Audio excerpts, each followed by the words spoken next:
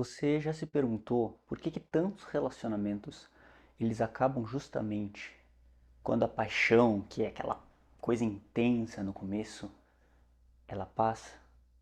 E quando ela passa, ela começa a dar lugar ao cotidiano? Porque no início da relação, nas primeiras semanas, tudo quase sempre parece perfeito. Então a pessoa age de uma forma incrível, você se sente especial, desejado, compreendido.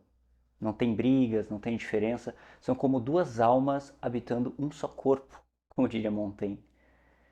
Mas o que acontece? Com o tempo de convívio, se essa relação realmente emplaca, se ela vai para frente, com o tempo de convívio, no dia a dia, alguma coisa começa a mudar. A chama, que é forte no início, vai aos poucos se tornando mais branda. O outro, ele já não surpreende tanto. Algumas falas começam a irritar. As manias que antes pareciam um charme, agora incomodam. Então a magia aos poucos vai se desfazendo. Não é assim com o tempo? E aí, sem perceber, você começa a olhar para a pessoa com um certo estranhamento, um certo distanciamento e até com uma certa decepção.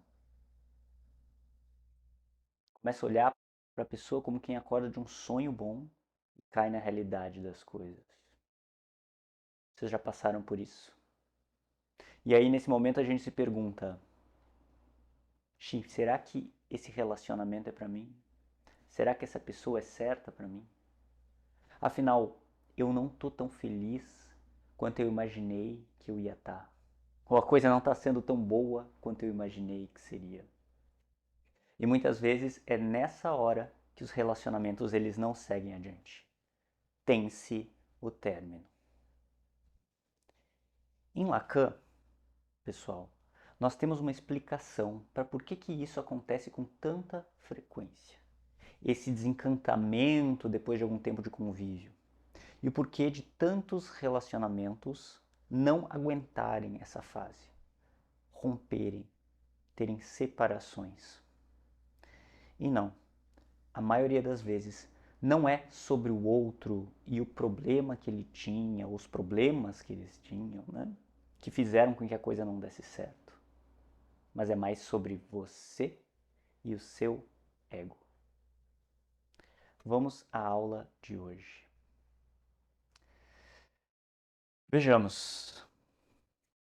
Muita gente hoje em dia, ainda mais com as mídias sociais, acredita que vai encontrar alguém, vamos lá, com um papo interessante, com conteúdo, lido, estudado, bonito, sarado, bem de grana, que tenha bom humor, uma pessoa cheirosa, viajada, aquele pacote de Instagram, sabe? Aquele que vem com as bandeirinhas dos países que você visitou, sabe? Porque é assim que todos se projetam nas redes sociais. Mas assim como todo marketing em cima de um produto, ele aumenta a coisa para vender esse produto, né? Aumenta a imagem do que realmente e verdadeiramente é. E todos sabem disso. Ainda mais quem está postando, né? Todos sabem que está se aumentando o seu eu ali. Está se vendendo como um produto, se aumentando o seu eu ali. E todo mundo sabe que é uma mentira o que está sendo postado. Esse eu ideal que a gente coloca nas redes que não corresponde à realidade. Essa imagem grandiosa, esse super-herói narcísico. Todo mundo por dentro sabe quando se vende assim nas redes sociais que está mentindo. Essa que é a verdade. Mas mesmo assim, muita gente acredita que merece ou que vai encontrar esse tipo de amor dos outros, que é anunciado pelos outros. Também ali se projetando como super-heróis narcísicos, deuses do Olimpo nas mídias sociais. Então, nós merecemos um cara que ao mesmo tempo seja sensível, mas que tenha presença. Que ele fale dos seus sentimentos, mas que também quando aparecer uma barata ele pega o chinelo e destroce aquele bicho sem nem mudar a expressão do rosto, né? Que te ouça de verdade, mas que também decida as coisas com firmeza. É uma espécie de feminista, mas que pague a conta do restaurante. Porque ele é um cavalheiro, mas com pegada. mas na dose certa. Que entenda a sua liberdade, mas que ainda assim te proteja. Tudo junto no pacote. Não é assim? Já a mulher ela tem que ser cheirosa, depilada, arrumada, mas que também não se apegue muito a essas coisas fúteis de moda, produtos de beleza. Afinal, ela tem que ter conteúdo, mas ela não pode ter muito conteúdo a ponto de ameaçar o ego do cara também, certo? Ela tem que ser confiante, mas sem parecer metida. Interessante, mas que te ouça mais do que fala. Ela tem que ser carinhosa, mas não pode ser grudenta demais, que daí também fica ruim. Não é assim? Preconceitos à parte ou não, isso é que as pessoas pedem hoje em dia. Uma espécie de salada de frutas completa, num único ser. Realidade é que as pessoas nem sabem direito o que querem, né? Mas elas querem todos esses contrapontos, todas essas luzes e sombras no mesmo ser. Pois então tem que ser na dose certa do que eu quero e desejo e fantasio. Não é assim hoje? E vão dizer, você não merece menos do que isso. Hum? Corre atrás que tu merece o melhor na vida e nos relacionamentos. Merece alguém que te trate desta forma. Então, exigências de padrões tanto estéticos quanto emocionais que são irreais, ao menos irreais no sentido de que todas num corpo só. Você pode pegar umas 100 pessoas e recortar os pedacinhos, você vai ter tudo isso, mas num corpo só, numa pessoa só, eu acho difícil, né? Então, essa exigência, ela rola tanto por parte das mulheres quanto por parte dos homens hoje em dia. E aí se relacionar ficou difícil porque o marketing da coisa cresceu muito na era das mídias sociais. Veja, antes eu namorava a garota do meu bairro ou da escola e acabava por aí. Né? Era quem tinha perto, foi quem deu para achar ali entre umas 5, 4 opções e também a pessoa que me quis. Ela e suas manias. Aí a gente se acerta lá e segue. Agora, hoje não. Agora eu posso conhecer qualquer pessoa da minha cidade, não só do meu bairro, ou até de outro estado, ou até de outro país. E todos se comportando cada vez mais como produtos inflados em seu valor, se vendendo como grande pacote, cheio de narrativas, viagens, filtros e tudo mais. Né? Todos performam o tempo todo hoje. E aí, todo mundo entra nessa espécie de delírio coletivo narcísico de achar que também merece o ideal. Hum? Então hoje um relacionamento não pode envolver frustrações, dores e tristezas. Ele tem que ser um relacionamento feliz e que suporte, que supra todas as minhas necessidades. E vão dizer para você, não se contente menos do que isso. Você merece. Aí vejam, esse marketing que a gente está falando, que a gente mesmo faz, esse marketing exagerado da gente, que aliás, todo marketing por definição ele é exagerado, né? Senão não seria marketing. Esse marketing, vendendo só o lado bom da coisa, ou escondendo as nossas inseguranças e tudo mais, e o outro também faz o marketing dele e vende pra gente o mesmo pacote maravilhoso, isso pode até que dar certo no início. Dar certo no início. Afinal, o marketing funciona para vender um produto. Ele funciona para chamar a atenção.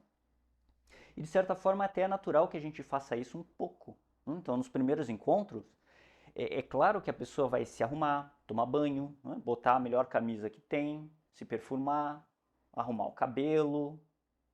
Ela vai tentar durante o encontro tentar rir da piada sem graça que o outro está fazendo. Vai tentar se mostrar interessante, fazer um esforço para isso.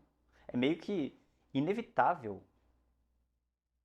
que isso aconteça. Afinal de contas, vamos combinar que ninguém vai chegar no primeiro encontro com bafo e camisa rasgada. né? Aquela camisa que você usa suja de comida enquanto você está assistindo série no sofá. Não pega bem. Só que o que acontece? Esse tipo de comportamento inflado, da gente vender gato por lebre, vamos dizer assim, ele não se sustenta por muito tempo. Como popularmente se costuma dizer, com o tempo as máscaras caem. Tanto a sua quanto do seu parceiro.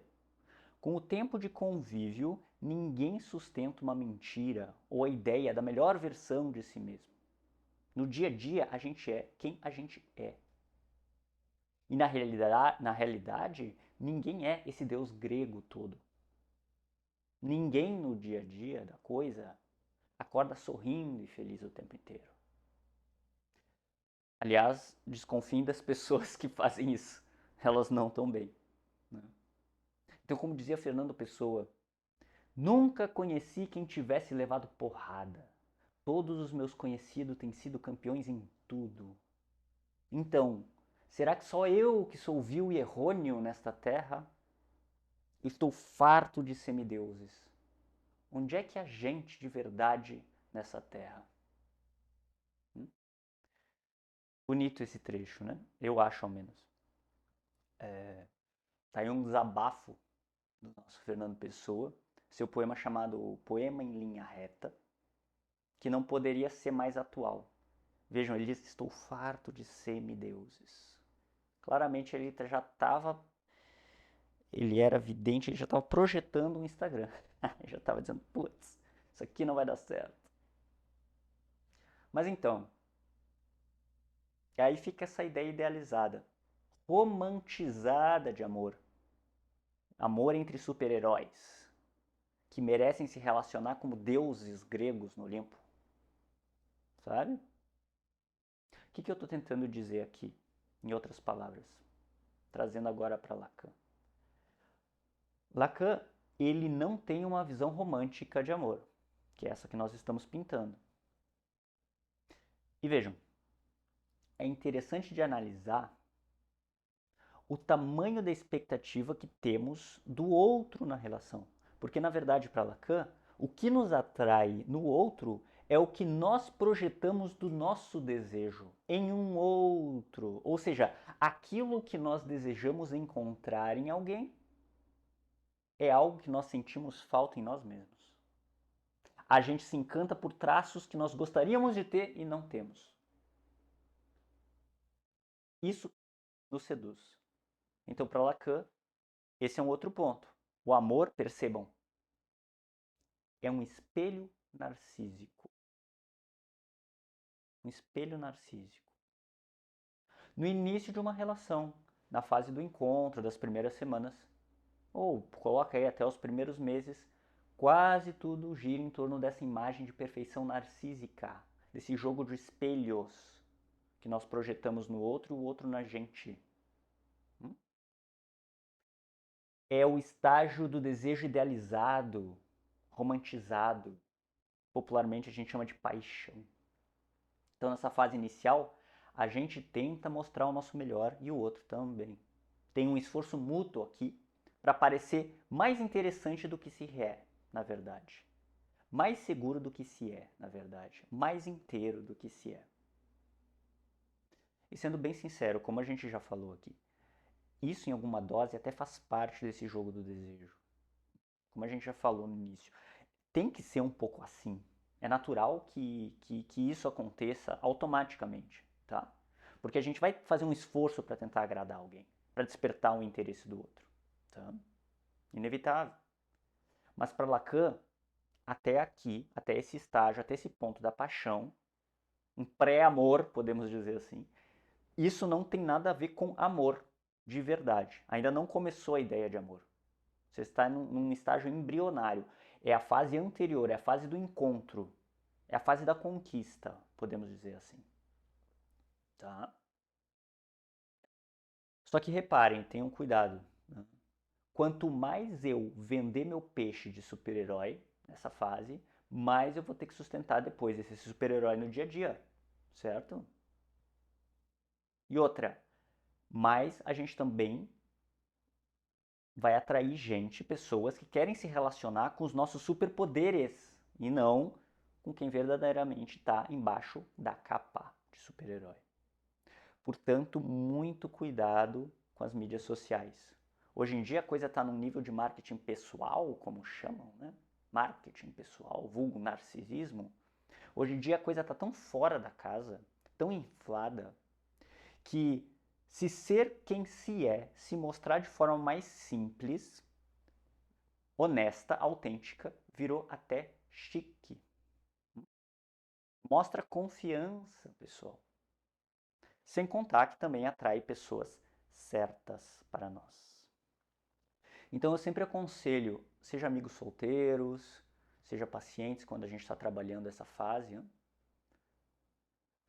a tentar ser o mais próximo que eles conseguem do eu verdadeiro deles. Se mostrar o mais próximo que eles conseguem desse eu verdadeiro nas mídias sociais. Certo?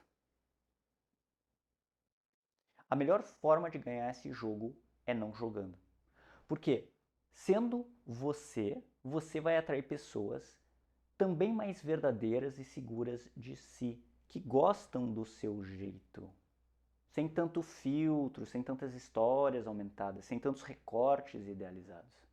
Essas pessoas que vão se atrair, elas vão se atrair por você porque elas estão seguras o suficiente para se relacionar com uma pessoa comum. E isso é sinal de saúde mental. Faz sentido? Mas, de qualquer forma, gente, é inevitável um pouco de marketing pessoal nessa fase. E eu entendo. Já fui solteiro. A gente sempre faz. Hum? Então, se a gente bate 10 fotos, a gente seleciona melhor. Não vai colocar as 10 ali de cara, né? As outras 9 versões da gente mesmo que a gente matou, que a gente recusou, não aparece. Tudo bem, poste a sua melhor foto. Só cuidado com o excesso da coisa. Não invente histórias, ou aumente elas, ou coloque muitos filtros na coisa. Certo?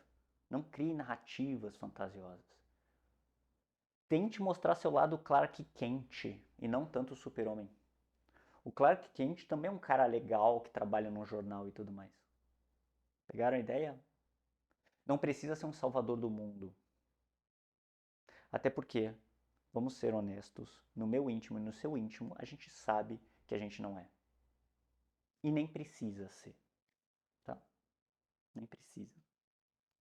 Mas reparem então, nessa fase inicial de idealização, esse pré-amor, esse jogo de máscaras, por assim dizer, da sedução, por mais que seja o início da coisa quando a gente vai conhecer alguém, o ponto de partida, isso não dura muito tempo. Tem um prazo de validade curto de performance. Por quê? Porque se a coisa emplacar, vocês vão começar a se ver com mais frequência. E com o tempo de convívio, a imagem no espelho começa a rachar. A máscara vai começar a cair. Por quê? Porque com o tempo de convívio os defeitos aparecem, as inseguranças, as contradições, tudo isso vem à tona. Os traços reais de cada um desses personagens começa a surgir. Vai aparecer a pessoa de verdade por debaixo da imagem que ela criou. E a pessoa de verdade, seja você, seja eu, seja quem for, ela é imperfeita. Ela é cheia de neuroses, cheia de paranoias. Cada um com as suas. Mas todos temos. De perto ninguém é normal. Ou melhor, todos somos normais de forma imperfeita. No início a gente esconde isso, depois começa a aparecer. E essa imagem, ela é aos olhos de nós mesmos e dos outros, incompleta e insuficiente. O ser humano é incompleto e insuficiente. Peguem alguém que é casado por 20, 30 anos com a mesma pessoa e pergunta se o parceiro dessa pessoa é perfeito ou se ele tem algum defeito. Pegue um pai ou uma mãe que não seja mentiroso e pergunte se o filho deles é perfeito ou não tem problemas ou inseguranças. Você vai ver a realidade. Somos incompletos, você e eu, todos.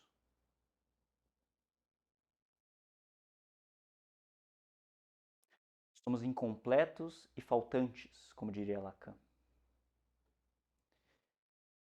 Essa é uma palavra importante de a gente se debruçar um pouco para entender bem a ideia de amor real que nós vamos costurar na aula de hoje. Até então nós estamos no pré-amor, fase da paixão e encantamento.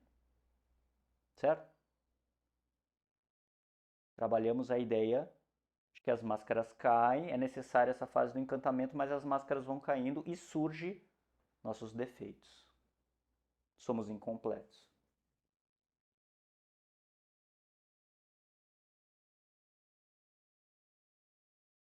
Mais ao longo dessa aula, a gente vai entender que muitas vezes nós exigimos do nosso parceiro atitudes e comportamentos por parte dele que nos complete, tá? Que preencha o nosso vazio, que satisfaça o nosso ego.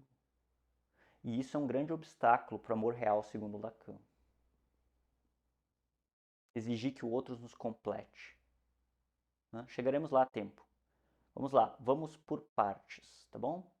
Primeiro, vamos entender por que nós somos incompletos, para depois entender como isso se projeta como um espelho no que a gente espera e no que a gente cobra do outro, tá? Lacan então vai dizer: todo ser humano é estruturalmente incompleto. Isso é, todos nós somos assim. O que é essa incompletude do ser? Veja,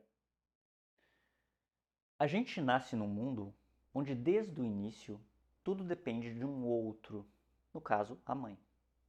Então o bebê ele não se basta sozinho. Ele precisa do outro para tudo. Para comer, para segurar no colo, para não morrer de frio, de fome, para mamar, para ser acalmado e confortado quando chora. Tudo depende dessa mãe. Só que no começo, esse bebê ele não tem noção de separação. Ele vive como se ele fosse a mãe. Ele e a mãe são uma coisa só. Como se tudo que ele precisasse, todas as suas necessidades, magicamente, simplesmente acontecem. O leite vem, o colo vem, o calor vem. Quase tudo como se fosse uma continuação do corpo dele mesmo. O bebê e a mãe, nessa instância do mundo, são uma coisa só, mesmo depois de já ter parido e nascido. Ele, bebê, nem sabe que ele existe. Ele é a mãe, ele é o mundo, portanto. Só que essa fase ela não dura para sempre. À medida que a gente vai crescendo, em algum momento esse bebê ele começa a perceber que o outro, essa pessoa que cuida, ela é um outro, ela é separada dele. Que às vezes a mãe não aparece, que às vezes a mãe demora, que às vezes a mãe nega. E isso muda tudo. Aqui tem-se uma ruptura. Porque o bebê começa a sentir que algo falta. Ele quer uma coisa, mas essa coisa não vem mais dada pelo mundo. Que ele sente algo dentro de si, mas que nem sempre o outro entende ou preenche o que ele sente. Né?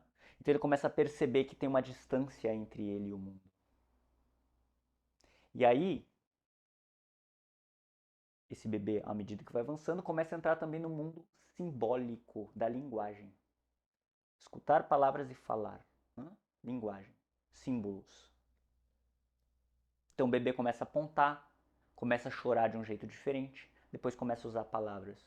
Mas percebam que mesmo falando, nem tudo que ele sente dá para dizer com palavras. As palavras ajudam, é claro, mas não resolvem tudo.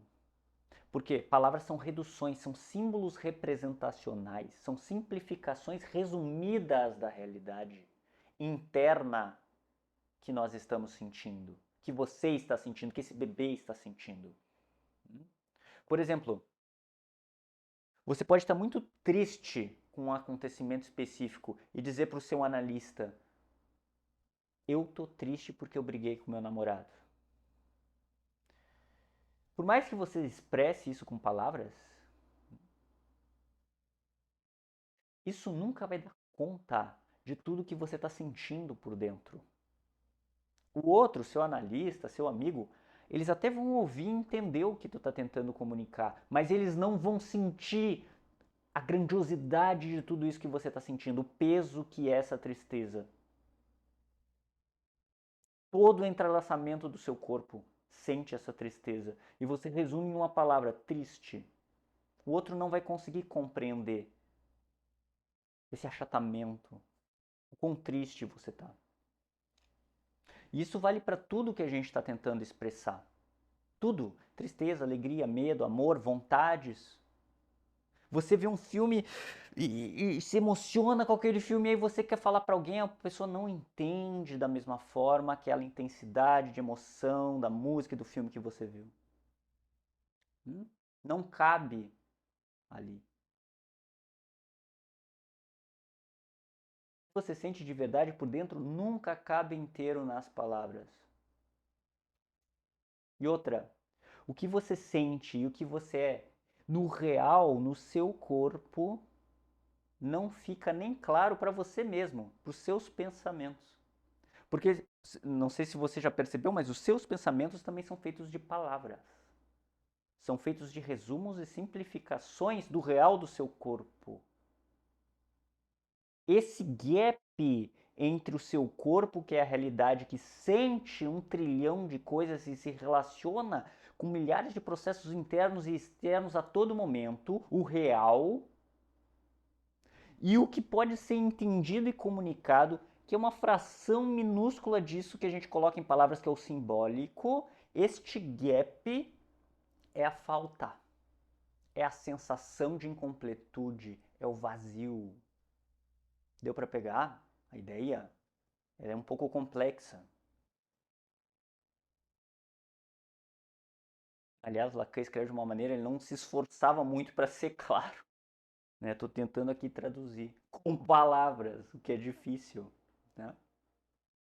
Então a gente começa a viver em um mundo, voltando para o bebê, a gente começa a viver num mundo com essa sensação de que tem algo que a gente sente, mas não consegue explicar direito, nem para a gente mesmo. Que tem algo que a gente queria, mas não sabe bem o que é. Que tem algo dentro da gente que a gente não entende totalmente.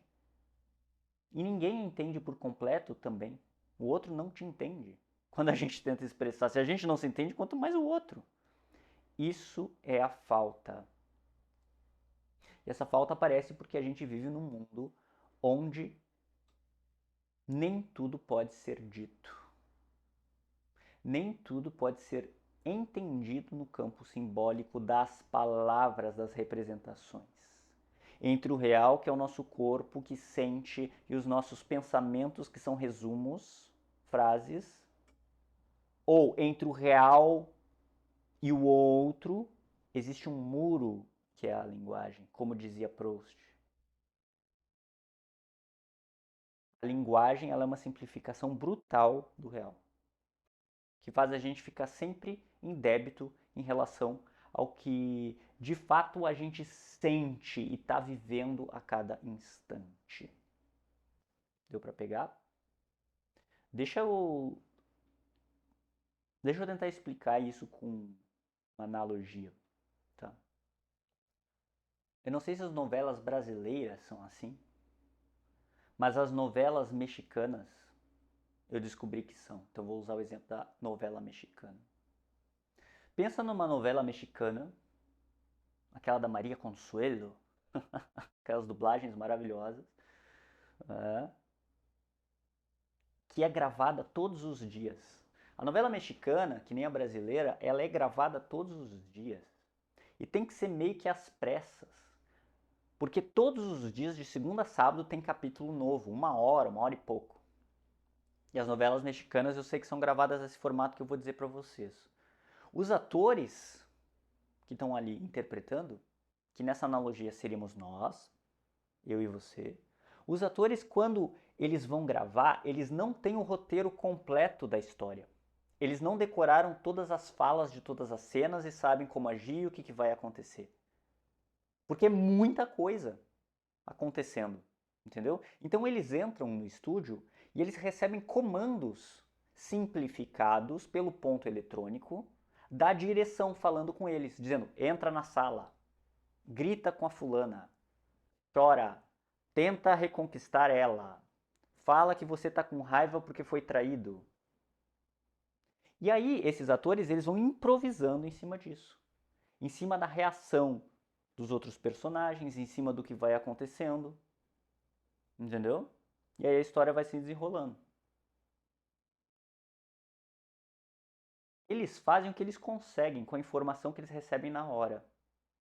Então eles não sabem tudo que vai acontecer com esse personagem. Não sabem para onde a história vai. E assim a gente vive também, eu e você. A gente monta o personagem dia após dia, tentando dar conta da situação real. O real do excesso de informação e coisas que acontecem com a gente a cada segundo. De experiências sensoriais, experiências informativas, o que o pai disse, o que a mãe disse, a vontade de fazer xixi, o pensamento que vem na nossa cabeça. É muita coisa. A gente não consegue nem codificar isso direito. A gente recebe resumos na nossa cabeça de pensamentos e vontades que aparecem ali pipocando, que a gente não sabe direito, e assim a gente vai improvisando. A gente não tem o roteiro inteiro da nossa vida, nem sabe direito o que está acontecendo com a gente direito. Tá? A gente recebe os comandos meio soltos das vozes da nossa cabeça, das vozes dos nossos pais, do que a sociedade espera da gente, das emoções que a gente sente e nem sabe direito de onde é que vem. Né? E aí a gente vai improvisando, tentando montar um personagem com base nisso tudo. Só que sempre fica uma sensação de que tem algo em falta, de que não está completo. Que a coisa não está fazendo sentido direito. Né? A sensação de que a gente está tentando dar conta de algo muito maior do que a gente consegue entender. Porque assim como os atores da novela eles não têm o roteiro inteiro, a gente também não tem acesso completo a tudo que a gente sente. E esse sente está o tempo inteiro, a cada segundo, interagindo com o meio. Né? Então a gente vai montando uma versão da gente com as palavras, com os pensamentos, com os gestos, mas nunca é exatamente tudo que existe no real. Né? Sempre sobra alguma coisa que a gente não consegue entender direito dentro da gente e nem expressar. Essa é a falta. O buraco que existe entre o real do nosso corpo, que é aquilo que a gente vive, sente, segundo a segundo, e o simbólico, que é o que nós conseguimos codificar dessas experiências, esse pequeno resumo que a gente coloca em palavras, frases. O buraco que existe entre o real e do nosso corpo e o simbólico. Tanto esse buraco da gente para com a gente mesmo, quanto da gente para com o outro que também não vai nos compreender. E essa é a nossa condição. Por isso, para Lacan, nós somos seres faltantes. E aí, com base nessa ideia de que nós somos seres faltantes e incompletos, Lacan vai dizer que, com base nisso, nós nos tornamos seres desejantes. Para Lacan, o desejo ele se funda nessa falta estrutural que a gente está falando. A gente deseja porque sente falta de algo. A gente deseja porque quer ser completo e não é. Se a gente fosse completo para Lacan, a gente não precisava desejar nada. Não teríamos essa vontade. Então, a gente projeta no mundo externo um desejo de completude interna. A gente quer, sai caçando no mundo alguma coisa que preencha o nosso vazio, a nossa falta. E aí a gente vai tentando encontrar esse algo que nos complete mundo afora. Só que no fundo, esse vazio, essa falta, ele não tem um preenchimento possível.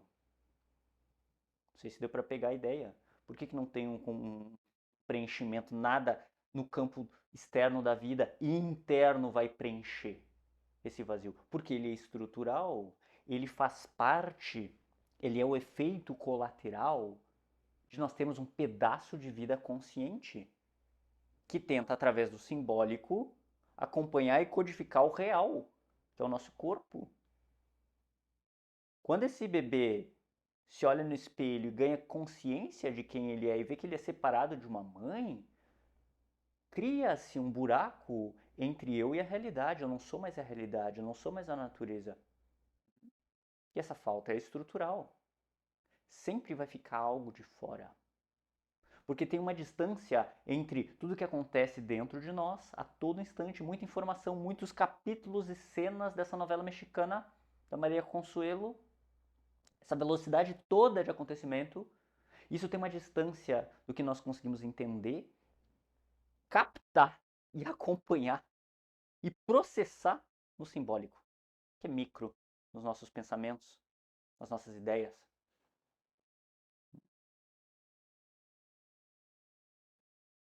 Deu para pegar?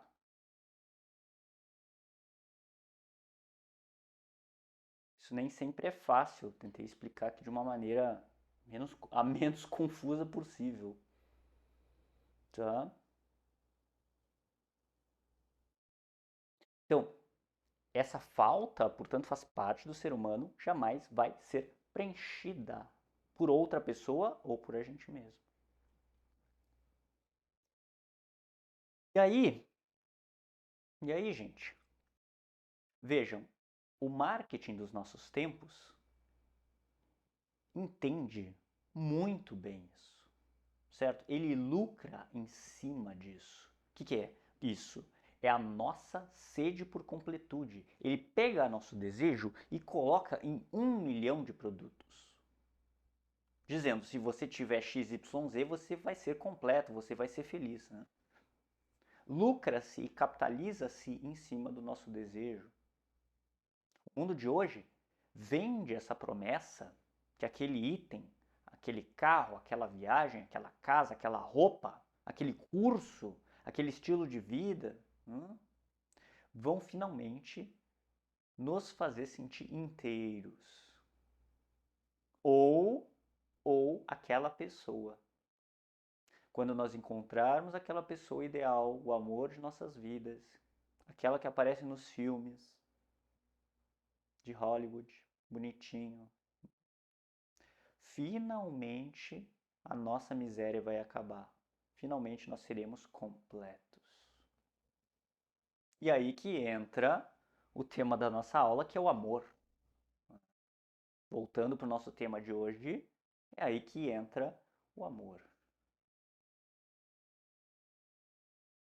Por que eu dei toda essa volta? Quem é meu aluno aqui na escola sabe que eu faço voltas. Mas por que eu faço voltas? Para dar uma base de sustentação para a gente compreender melhor os conceitos. Porque vejam, uma vez que agora a gente entendeu, espero, que nós somos seres faltantes e incompletos e o porquê disso, e que nessa falta para Lacan se funda o desejo, a vontade de buscar no mundo uma completude, o desejo projetado ao mundo externo para preencher esse buraco. Vejam o que acontece. Quando a gente sai aí para o mundo, os hormônios batem. A gente está lá na adolescência e começa a encontrar pessoas a partir da adolescência. Isso pode acontecer em qualquer estágio posterior. A gente vai lá e se apaixona por alguém. E a gente dá aquelas borboletas, aquele frio na barriga. A gente se encanta por uma pessoa que a gente nem sabe direito quem é, vamos combinar. Mas a gente se encanta de uma forma meio delirante. A gente se ilude, cria uma ilusão. Como quem acha, como quem pensa que encontrou a peça perdida que faltava do nosso quebra-cabeça. A gente vê no outro um reflexo do que a gente gostaria de ser e ter e não tem, não somos. Ele vai nos completar. Nós projetamos no outro o que nos falta, portanto. Faz sentido? A paixão ela é uma espécie de promessa de inteireza. Esse é o deslumbre de qualquer início de relação. Por isso é tão bom a fase da conquista no início. Porque a gente tem a ilusão de que a gente resolveu a vida e que a gente pode ser feliz. Por quê? Porque a gente está completo agora. São duas metades da laranja que finalmente se encontraram. Olha como é poderosa essa ilusão. Ela é assim, ó, arrebatadora. Tá? Mas, como nós falamos, com o tempo de convivência, se essa relação ir para frente, se esse casal continuar se encontrando no dia a dia, se esse casal começar a dormir juntos com uma certa frequência, essa ilusão passa. Essa fase de transe, da paixão, do delírio projetado, essa ilusão começa a falhar. Por quê? Ora, porque a gente começa a ver quem o outro também é um ser incompleto, que nem nós somos. A gente começa a ver que o outro também tem esses buracos, também tem esses defeitos, também tem inseguranças. O parceiro a mostrar o seu eu também é incompleto. Ele não nos dá o que de fato a gente esperava ou idealizava que iria nos completar. Não tem essa peça de encaixe perfeito do quebra-cabeça. E é normalmente nessa fase que surge o desencantamento, a frustração. Essa é a fase após a paixão, o tal do pré-amor, fase da atração. Essa é a fase posterior a isso, em que a gente percebe, puxa, o outro não é tudo aquilo que eu esperava que ele fosse. Essa é a fase que vem depois da paixão. Essa é a fase que aparece depois de um tempo de convívio, normalmente. Tá? E prestem atenção, é neste ponto exato que vem o verdadeiro teste para Lacan. Para saber se a relação vai ou se a relação empaca. É aqui, é agora, é nesse instante. Logo após a paixão acontecer, as pessoas se conheceram, beleza, estão ali se vendo, e nesse momento que tu começa a ver os defeitos do outro e ele os teus, que a realidade começa a aparecer como ela é, quando as máscaras caem, este é o verdadeiro teste para Lacan. É o que nós fazemos com isso que define se a relação ela vai ter espaço para com o tempo, se tornar e se construir um amor de verdade, ou vai ser apenas uma tentativa frustrada, idealizada de encontrar a completude e a tão prometida felicidade. Mas vejam, não foi dessa vez. Hum? Então, como a gente viu, vamos lá. Nos primeiros encontros, primeiras semanas e até primeiros meses, com o gatinho e com a gatinha, até então a gente estava oferecendo o melhor de si, se esforçando para agradar, o outro da mesma forma. Com o tempo, sem querer, a gente começa a oferecer aquilo que nos falta, ou seja, nossas falhas, nossas inseguranças, nossas noias, a nossa verdade. E o outro, por sua vez, também entrega a dele. Hã? Não porque a gente quer que a gente entrega isso, mas porque é inevitável. Na convivência real, vai aparecer quem a gente é. Na convivência e na rotina, o real aparece. O eu por debaixo da fantasia surge. Então, em algum momento, vocês vão começar a compartilhar juntos o banheiro. E o cheiro que sai de lá nem sempre é bom. Hã? Entenderam? E o que é esse cheiro que não sai bom do banheiro? Qual é esse odor da convivência? Vamos lá. Esse odor desagradável ele pode aparecer nas pequenas coisas. Tem coisas boas da convivência, mas vai ter esse certo odor do banheiro aí. Por exemplo, pequenas coisas. Como aquele momento em que o outro coloca uma música que você odeia no carro. E aí você descobre, e isso vai ficando mais sólido, que ele tem um gosto musical, um gosto de filmes e séries diferente que o seu. Ou vai ter aquele dia em que vocês vão para casa da tua família, é o aniversário da mãe, do irmão, e ele fica muito calado o tempo todo. E aí você sente um certo incômodo, como se o parceiro não combinasse muito com o ambiente, como se a interação não estivesse rolando exatamente como tu queria que fosse. Hum? Sei lá, ele não é tão simpático e querido com os familiares quanto eu desejava e queria que fosse. E aí? Vai ter aquele jeito do parceiro de responder as mensagens de WhatsApp que parece muito seco ou empolgado demais, cheio de emoji, muito pegajoso. Né? Ou aquela mania de deixar roupa espalhada pelo chão, toalha molhada em cima da cama, o quarto desarrumado,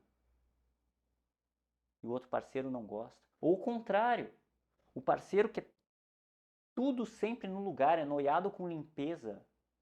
Olha que insuportável pra gente. É? Aí nós temos o parceiro que ele esquece as datas que pra gente são importantes, como aniversário da sogra, aniversário de namoro.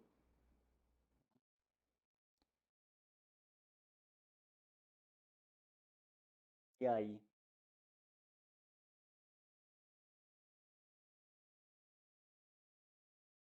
E aí essas coisas vão somando, tá? Essas pequenas coisas vão somando. Isso acontece sempre, com esses exemplos ou outros. E aí, você com o tempo vai percebendo que a coisa não é só um detalhe, que isso faz parte de quem o outro é e que ele não vai mudar. O seminário 8 de Lacan, que ele explora a dinâmica do amor no contexto da transferência, especificamente, ele utiliza a referência do Banquete de Platão. Né? Ele diz a seguinte frase: amar é dar o que não se tem a alguém que não o quer. Amar é dar o que não se tem a alguém que não quer. Olha que frase interessante. Ela é difícil, como tudo em Lacan, mas ela é interessante. Vamos por partes aqui para fragmentar isso. Hein? Dividir a frase em dois. Amar é dar o que não se tem.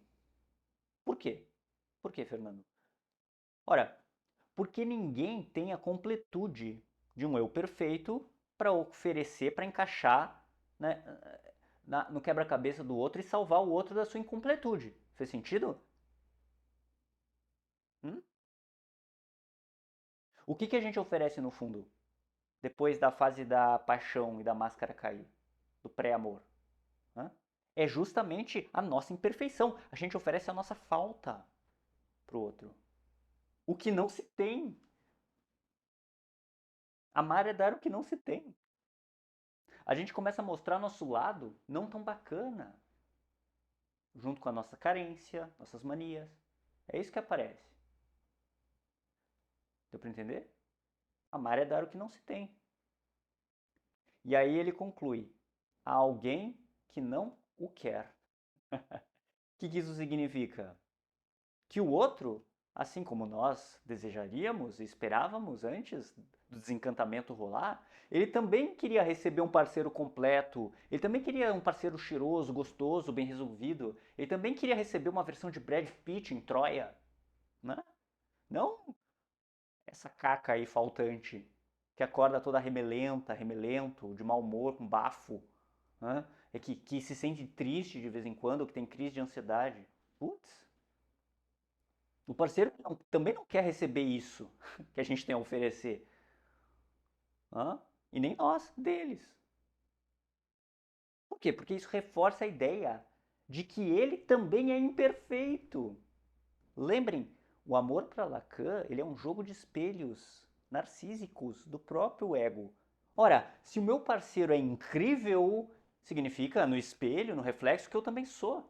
Agora, se ele é falho, remelento, chechelento com crise de ansiedade, talvez eu também seja falho e insuficiente. E é por isso que a gente resiste em olhar para esse vazio, para essa falta, para essa fragilidade do parceiro, porque isso incomoda no início, incomoda o nosso ego. Deu para pegar? Idealmente, vamos lá, idealmente, a gente busca nas relações amorosas da adultez aquela sensação de completude, aquela mesma sensação de quando a gente era um bebê no colo da mãe, daquele ser perfeito e uno que tudo nos preenche. Só que tenho más notícias. Esse ser perfeito não existe mais. Era uma ilusão. Era uma ilusão, fruto de que a gente ainda não tinha consciência que estávamos vivos. Certo? Mas a gente segue buscando isso no parceiro. O que? A completude da nossa falta, do nosso vazio. Alguém que tape o meu buraco existencial, que não vai ser tapado nunca. Né?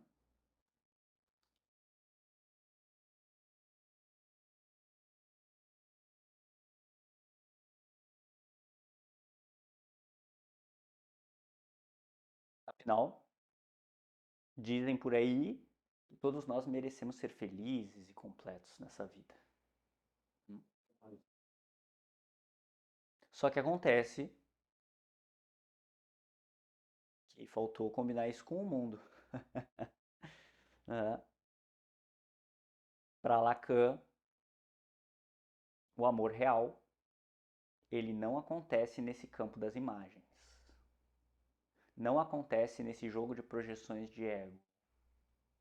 Na projeção das faltas de um com o outro. O amor só é possível de criar raízes, vamos dizer assim, fora das nossas projeções de ego narcísicas. Essa que diz: eu quero que você me complete, eu mereço. Percebam, para Lacan, justamente quando as fantasias começam a cair, quando as máscaras começam a rachar, é depois do banheiro compartilhado, vamos dizer assim, que o amor de verdade ele tem espaço, ele tem terreno fértil para começar a nascer. Porque veja, enquanto todo mundo está fingindo ser bacana e escondendo quem se é, não tem amor ali. Tem fantasia, tem sedução, tem até um pouco de sacanagem, putaria. Mas amor não. O jogo de máscaras é um jogo de egos, portanto. Agora, quando duas pessoas passam dessa fase para a próxima e param de atuar, param de esconder as suas faltas uma da outra, param de fingir, e elas começam a existir como elas são, com defeitos e manias que vão aparecendo, se isso se sustenta, se o outro é capaz de sustentar os nossos defeitos e manias e vice-versa, se o outro segura a bronca e nós também, cada vez mais vai se ganhando segurança afetiva. Os parceiros, com o tempo, vão se sentindo seguros para se mostrarem sabendo que o outro sustenta isso. Então, se o vínculo resiste a essa desilusão inicial, natural que vai ocorrer, da migração da fase da paixão para do convívio, se o vínculo se sustenta e as pessoas seguram essa bronca, surge o que nós podemos chamar de a ética do cuidado. E é nessa ética do cuidado que surge o terreno fértil onde o amor de verdade começa a germinar. Faz sentido, gente? Espero que esteja dando para entender alguma coisa. Tá? Ética do cuidado, porque o amor verdadeiro em Lacan, ele só acontece quando existe espaço para os dois serem quem são de verdade na relação. Os seus defeitos, medos, suas contradições, onde tem um espaço seguro para isso acontecer. Tá? Onde eu posso dizer o que eu sinto, mostrar minhas inseguranças, ter as minhas manias, meus chulés, sem medo de ser rejeitado ou ridicularizado. Só que o mais comum de acontecer não é isso. Não é essa aceitação. Muito mais logo de cara. O mais comum é o ego de cada um dos parceiros ficar no meio do caminho, bloqueando isso. Onde os comportamentos que eu não gosto do outro, ao invés de eu entender como algo do outro, uma falta do outro, mania do outro, eu começo a comprar como algo direcionado a mim. Um ataque pessoal. Eu mereci e não estou tendo. Ele está fazendo de propósito, para me machucar. Vem aquele pensamento, né? Eu não merecia ter que suportar essas falhas de caráter do meu companheiro. O meu brinquedo veio quebrado. Não é justo. Quero trocar por um inteiro. Só que lembrem, o outro também recebeu um brinquedo quebrado. Sejamos honestos. Então, assim, em terapia de casal, é muito comum um dos membros do casal se sentir magoado pessoalmente com algo que, na verdade, o parceiro não fez diretamente contra ele. Um comportamento do parceiro que, ao invés de ser reconhecido como parte do jeito que ele é, de sua estrutura faltante, é interpretado como falta de amor, desinteresse ou pior, ataque pessoal ao meu eu, ao meu ego. Ele fez aquilo para me machucar. Tá? O nosso amor narcísico infantil, ainda exigimos que o parceiro nos compreenda e supra todas as nossas necessidades de forma imediata. Ele tem que entender quem a gente é. Se ele me ama, ele tem que me entender. Ele tem que saber o que eu estou pensando e o que eu quero. E ele tem que preencher isso. Ora, isso a gente faz quando eu tenho 3, 4 anos e tenho uma mãe. E olhe lá. Esse parceiro ele tem que mudar o seu jeito de ser para acomodar a minha vontade ao meu agrado.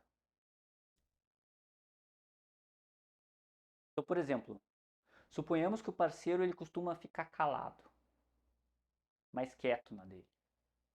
Tá? Então, em momentos de conflito ou momentos mais tensos, ele fica quieto. E isso é lido por nós como frieza, indiferença. Aí daí na nossa falta, no nosso buraco, no nosso vazio, que sei lá, quando meu pai ficava frio demais, ele não me dava carinho. Eu me sentia daí rejeitado, certo? Logo, eu sinto que meu parceiro, ao ficar calado, ele está me rejeitando, por exemplo.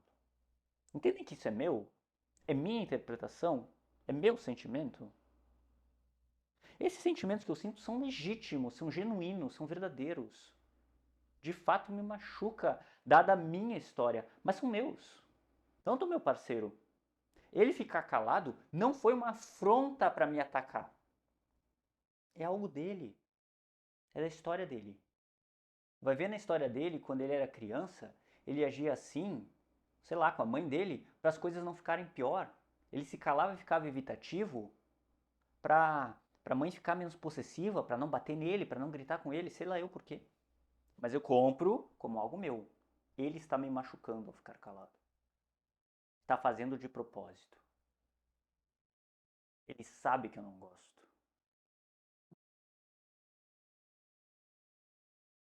Às vezes, aquele silêncio é a forma que ele aprendeu para não piorar a situação, para não explodir, para tentar se regular, sei lá eu. Só que aí a gente se sente rejeitado. Toca na nossa ferida. Né? A gente compra aquilo pra gente, no nosso delírio narcísico. E aí a coisa vira um nó. Né? A coisa vira um nó. Porque a tendência é a gente agir em cima disso, ter um comportamento em cima disso, atacando o parceiro ou tentando se vingar. E aí o parceiro se sente atacado.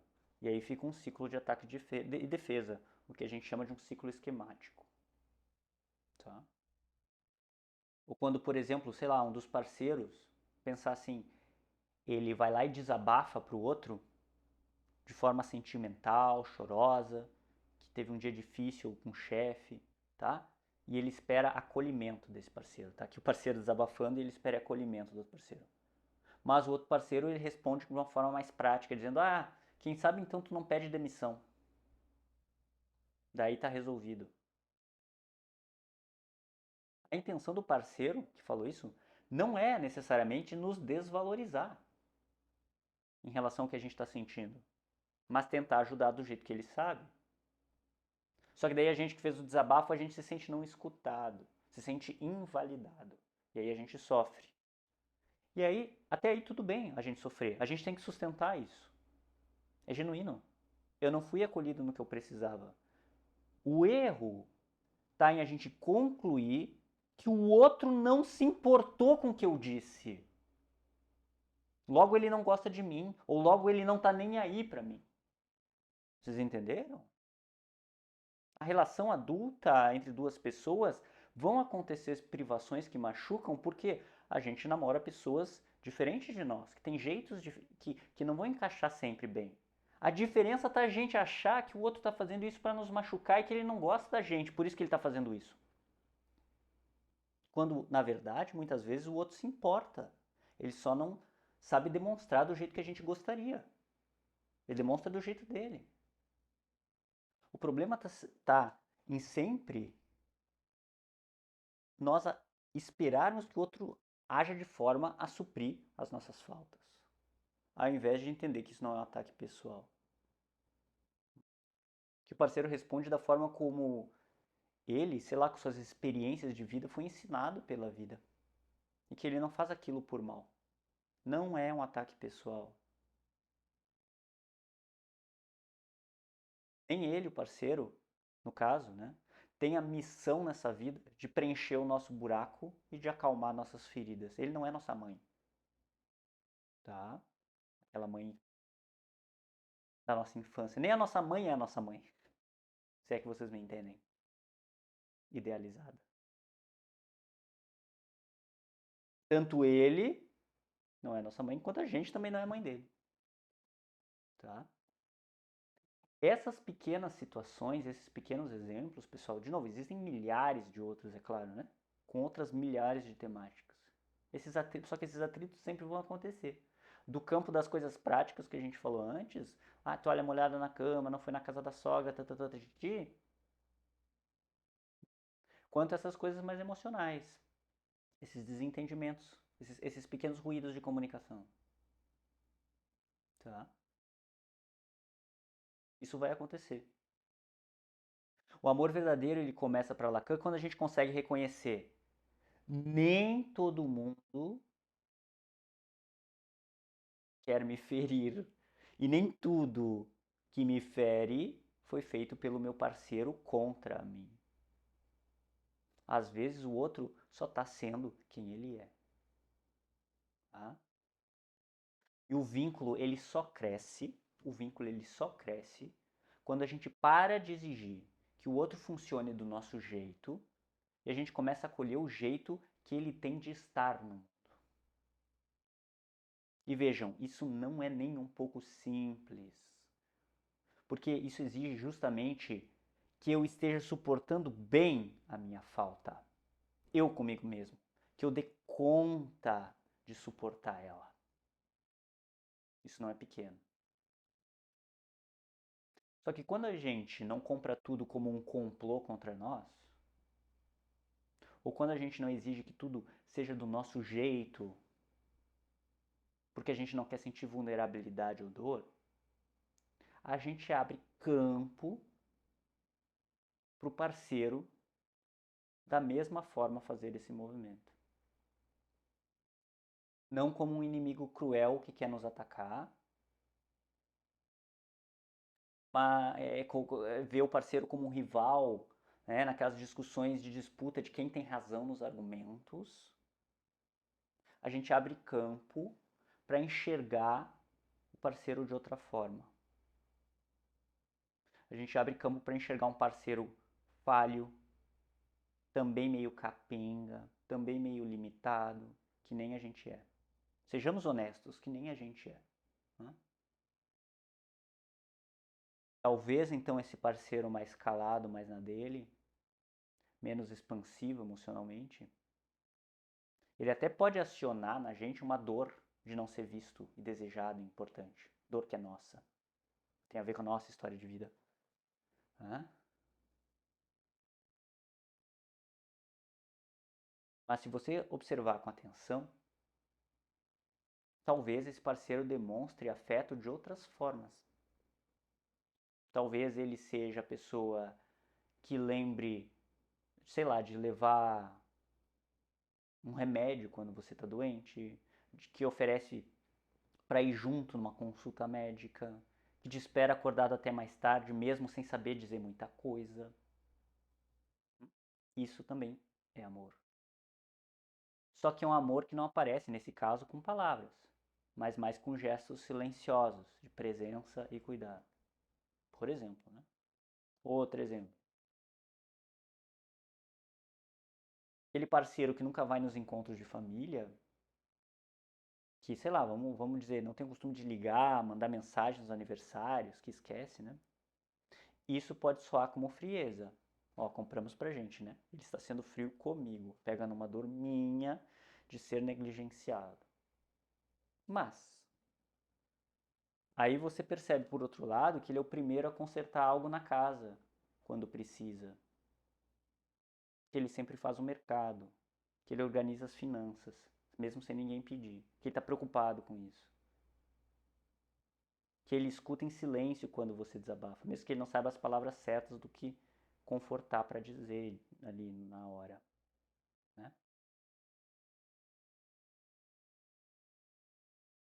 Demonstra cuidado do jeito dele. O problema tá, em vez de perceber isso, você interpretar como algo pessoal. Ele não liga pra mim, ele me desvaloriza, isso é falta de amor. Eu merecia que alguém me entendesse. Né? Na verdade, o que está doendo é uma expectativa nossa, uma carência nossa que foi ativada ali. Essa é a falta que a gente tem que aprender a sustentar.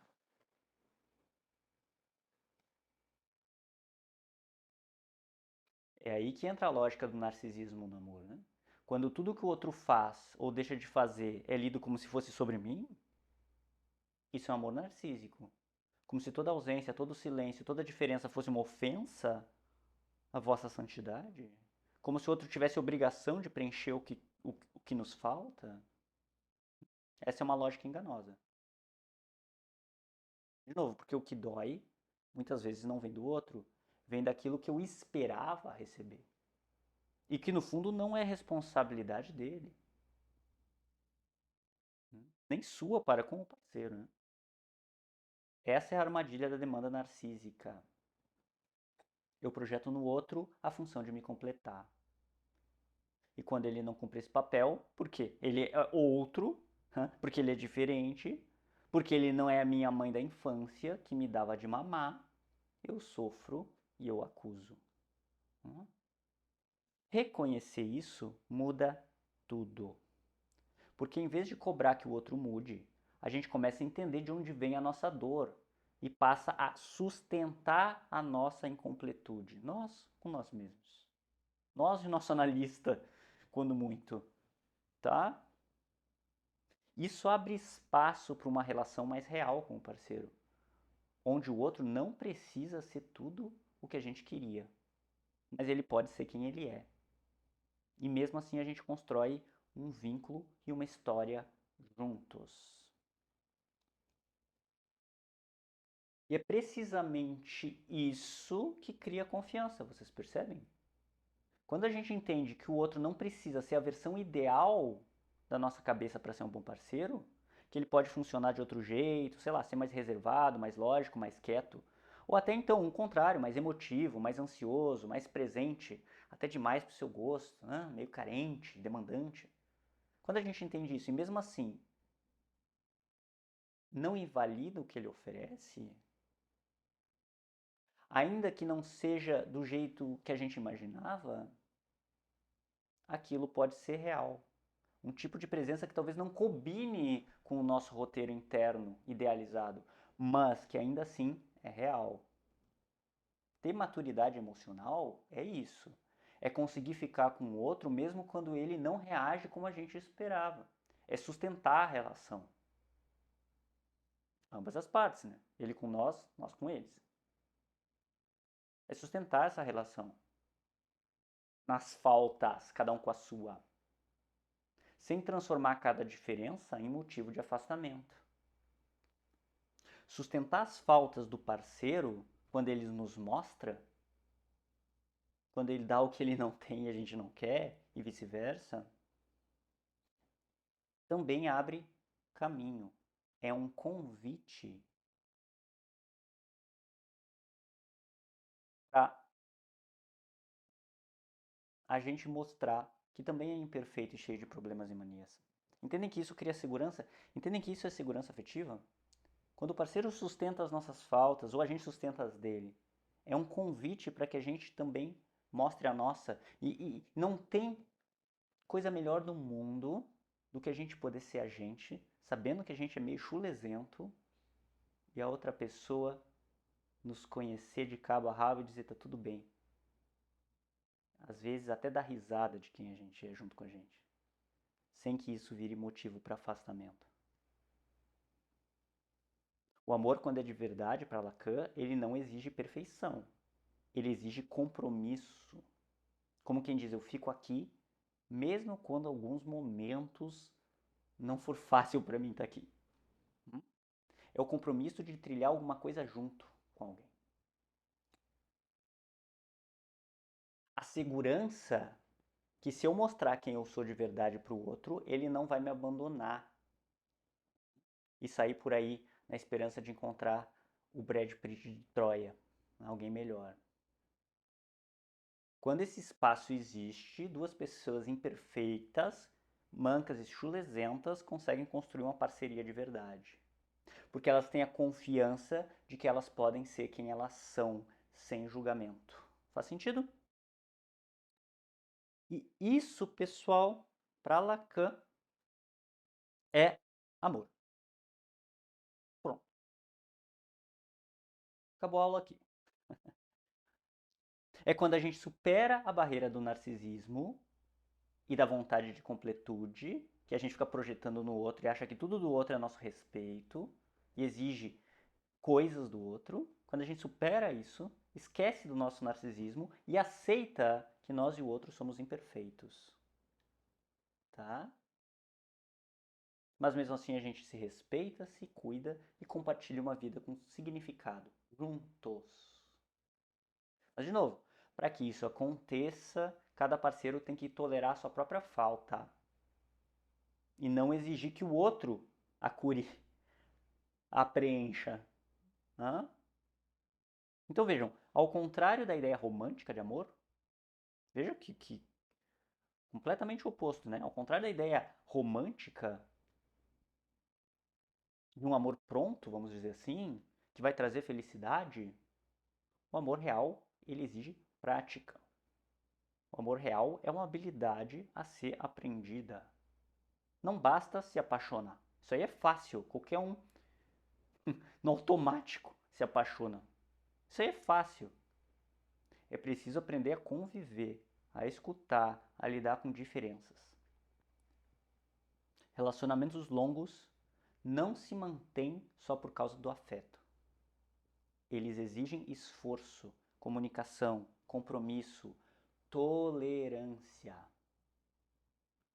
E mais, compatibilidade não é algo que a gente encontra pronto.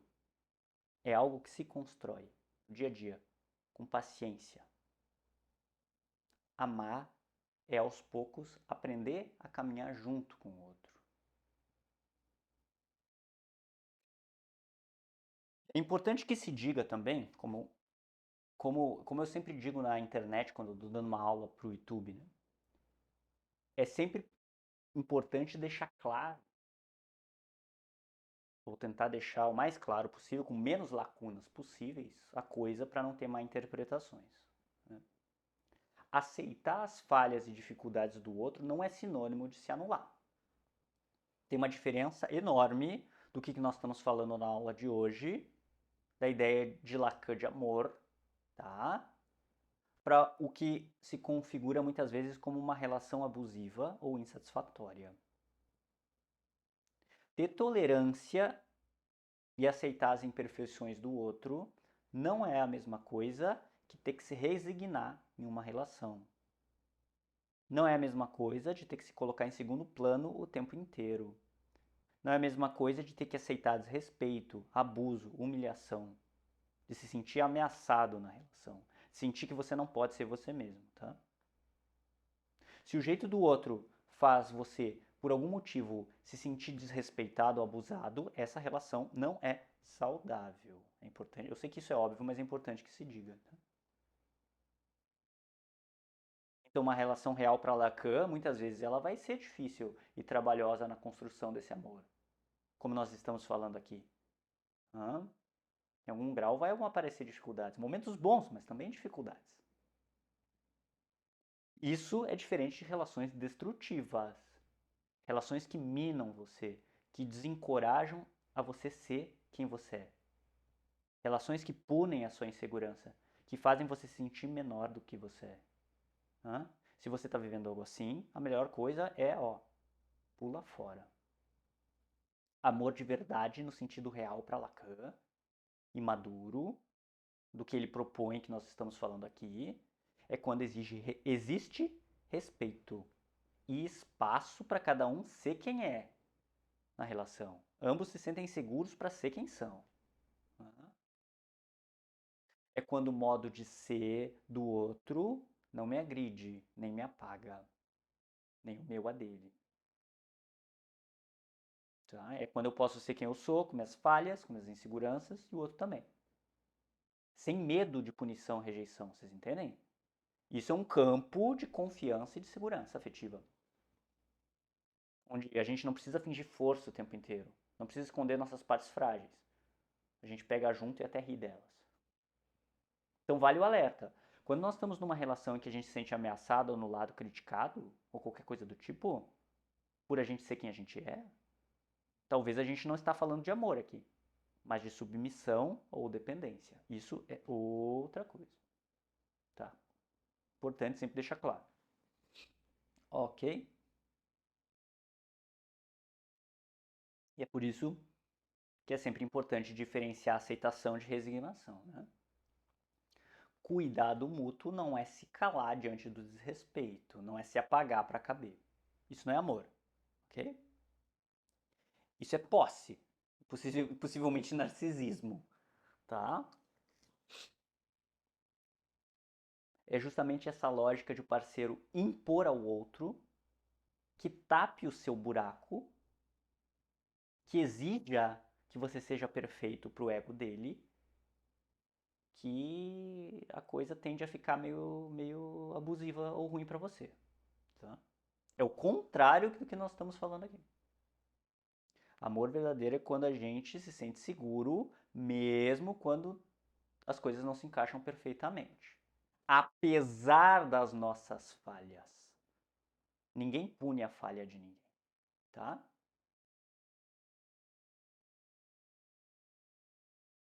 E essa é uma coisa que eu costumo dizer para os meus pacientes. Veja, a gente não namora a gente mesmo no espelho.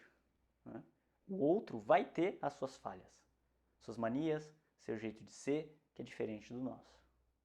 A gente nunca vai encontrar uma versão da gente mesmo andando por aí. E graças a Deus, inclusive. Né?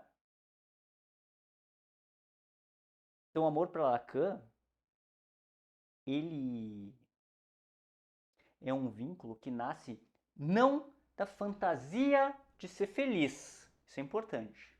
Esqueça a ideia de que você vai achar alguém para ser feliz, mas da realidade de construir alguma coisa compartilhada com alguém. Da ideia de se dividir o peso da vida com alguém. É justamente por isso que esse tipo de amor não romantizado, ele tem mais chances de durar. Esse tipo de amor, ele não se desfaz na primeira dificuldade. Ele se sustenta através dos dias comuns. Né? Se compartilha o que tem de mais concreto, que é o tempo e a rotina. O fardo da nossa existência, quando compartilhado assim, encontra algum repouso. Porque esse tipo de amor, ele não precisa performar. Ele pode simplesmente ser. Trata-se aqui de uma jornada compartilhada, significados que vão sendo criados no dia a dia, mesmo sem ter coisas extraordinárias e performáticas nesse dia a dia, tá? Todo esse pacote do amor real de Lacan não tem a ver com felicidade, mas com propósito, peso da vida compartilhado. Então, você não precisa estar fazendo esforços o tempo inteiro para agradar o seu parceiro. Cafés da manhã monumentais, na cama, viagens, sexo de cama sutra, presentes caros. Isso fica, quando muito, na fase inicial lá da paixão, que ainda não é amor. Essa fase passa, como a gente viu. E o que fica se a relação se sustenta nas respectivas faltas? O que fica é o amor, o dia a dia, o cuidado, as experiências compartilhadas. Um paciente certa vez me disse, quando eu perguntei para ele como é que tinha sido a semana no início da sessão, e ele disse se coçando todo, né, na cabeça, e meio já de saco cheio, ele falou assim, que eles passaram a semana toda tentando tirar os piolhos dos filhos. E eles acabaram pegando piolho também. E daí foi um puta de um perrengue. Aí que todo mundo teve que tomar banho junto, não sei quantos banhos, passaram cremes, shampoos especiais, né? E ficaram com umas toucas na cabeça. Aí depois eles ficavam passando pente fino um no outro, um pente especial, que nem macaquinho, um tirando piolho do outro. Um baita perrengue, tá? Mas e aí ele disse, Fernando, eu não ia deixar de encostar a minha cabeça na cabeça do meu filhinho. Dane-se os piolhos se eu pegar, ele falou. Achei tão bonito. Me emocionei naquela hora. Eu disse para ele: olha, fulano, isso é amor. E porque essa cena ela vai ficar marcada na vivência deles, de todos eles, tá? Mesmo que durante o que estava acontecendo ali não seja as mil maravilhas, tá? Ele não estava feliz de estar com piolho. Ele não estava feliz durante o relato dele. Deu para pegar a ideia? Mas imaginem todos tomando banho juntos, se coçando, e que nem macaquinho, um catando piolho no outro. Isso vai ficar. Eles reclamando juntos. Daqui uns anos, eles vão se lembrar disso com significado. Não é algo bom, prazeroso pegar piolho, porque os filhos foram para a creche e se contaminaram lá, né? Mas é uma experiência que colore a vida. Essa. Dá para pegar a imagem? O amor verdadeiro, portanto, ele não é um destino idealizado e feliz, mas sim uma caminhada concreta de parceria, esforço e cuidado mútuo. E vamos ser honestos, em tempos como os nossos, marcados pelo narcisismo, pela dificuldade de lidar com a dor e a frustração, né, que são traços profundos da nossa cultura atual, viver um vínculo assim com alguém já é algo muito raro e significativo. Porque a gente hoje vive numa sociedade em que cada um olha só para si, em que sentir dor, tristeza ou frustração hoje é sinônimo de fraqueza, tá? E se a gente está sentindo essas coisas, deve ter algo de errado com a gente ou deve ter algo de errado com a relação. E aí logo a gente se desfaz daquela relação e sai em busca do Brad Pitt de Troia. Quando ela começa a mostrar o real debaixo das máscaras, né? A gente não sustenta. Porque só quem é capaz de sentir dor é capaz de se relacionar, de sustentar a sua própria falta e a do outro. Hã?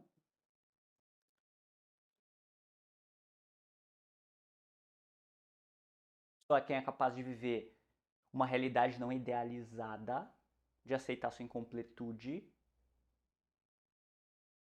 e piolhos, eventualmente, se você tiver crianças em casa.